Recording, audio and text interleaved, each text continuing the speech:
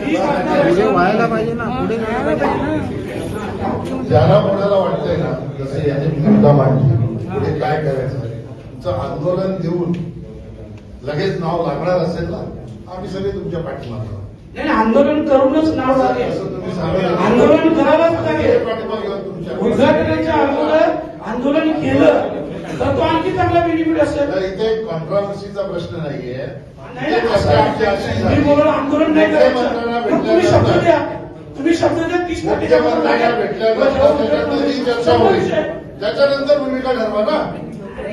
हे प्रत्येकाला आपल्या भूमिका असते. मी 2015ला लोकसभेत प्रश्न उपस्थित केला आणि त्याचा पाठपुरावा एवढा केला मी.